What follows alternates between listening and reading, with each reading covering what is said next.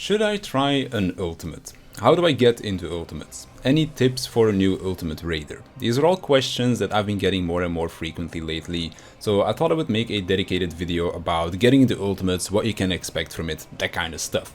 And if you end up wanting to ask more specific questions about ultimate by the end of the video, then feel free to leave a comment down below, and if there are enough, then maybe I'll do a follow-up video where I go through all of your questions and I try to answer them as well as I can.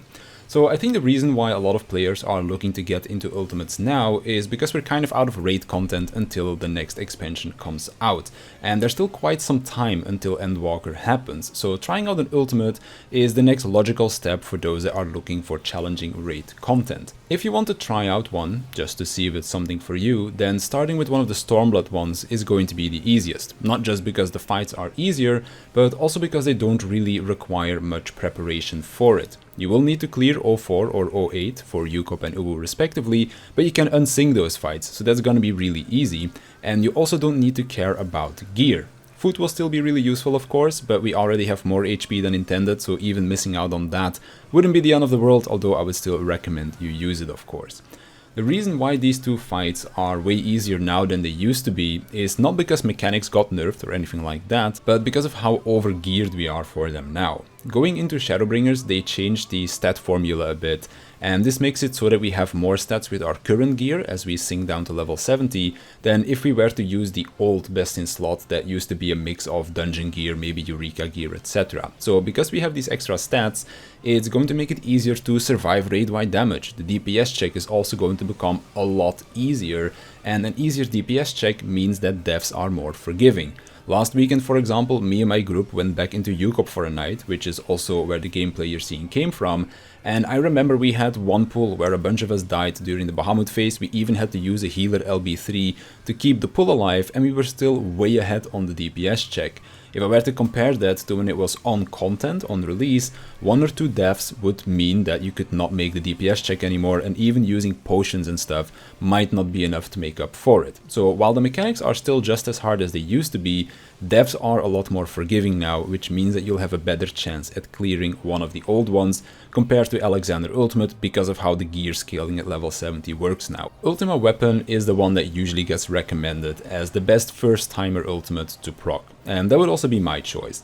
In Yukop you are immediately thrown into a hard fight that says this is ultimate, whereas for Ultima Weapon the first 3 primal phases are arguably on the same difficulty as Savage raids, and it's not until you reach the Ultima phase where things become of ultimate difficulty. Fights also shorter, so fatigue is less of an issue there. In Yukop I feel like Twin might still be relatively easy, but starting the Nail phase the fight is already a lot tougher than if I were to compare it to the primal phases of Ultima, but that could just be me. I've done both of these fights a lot at this point, so maybe they feel easier to me because I've just got a lot of experience on both of the fights now. When looking for a group, it's important that everyone knows what they're getting into. Ultimates are tough, even the Stormblood ones in their quote-unquote nerfed state, so progging them will most likely take a little bit of time, depending on the players that you have and then also how often you plan on raiding. Because of this, it's really hard to put a time frame on it. You could be done in a week or 2 if you raid a lot and have some experienced players in the group, but you could also take more than 2 months if everyone is new and you only manage to raid once or twice per week. So because of all of this, it's really hard to say how long it will take for you specifically. Just know that ultimates usually require a decent amount of time commitment and that progression could be rough. All ultimates have certain mechanics that are progression walls where you could get stuck on for a very long time. So it's important that you and the rest of your group manage to stick together through this. Because once you have to start replacing people and start looking for new members, this might lead to having to re-proc certain parts of the fight, and then things could really start to drag on. On the other hand, if you're uncertain whether or not you want to make this commitment, you could try to get a practice group together to see if this is something for you, because Ultimate certainly isn't for everyone. But I do understand that getting a practice group together can be a bit hard sometimes. Not every data center has an active puck scene for ultimates. I know that someone on my Discord pucks ultimates a lot, which is really cool to see, but I think I almost never seen an ultimate PF up on Chaos, for example, so it could be really hit or miss on that front depending on which data center that you're on.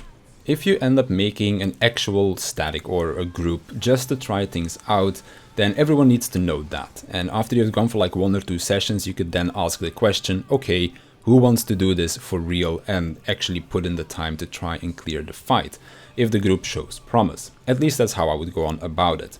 If you're looking for resources to learn the fights, there's also a wide variety of guides out there. I myself have made walkthrough videos for all 3 of them, which can be found on my YouTube channel. I know Cleese has written guides for the Stormblood ones, which I've personally used myself, so I can definitely recommend those if you prefer a text guide instead over a video. And there are a lot of other videos and documents out there as well that can help you out, like Google Docs, slideshows, PowerPoints, all of that kind of stuff. Can all be very useful. If after all of this you're still not sure if you want to do an ultimate or not, then I would say to just give it a try. If it's not something for you, at least you've experienced what it is like. And if after a few sessions you're still really excited to keep going, then I hope you manage to make it through your first ultimate. I've personally enjoyed all 3 fights, and I'm looking forward to when we finally get our next one in Endwalker. So if there's anything that you would like to ask, then feel free to leave your question down below and I'll get back to you. And then, as I said before, if there are enough questions, I might just make a follow-up video answering them like that as well. But for now, that's gonna do it for me. So I want to thank you for watching. I want to thank my Patreons for their support, and I'll see you in the next one.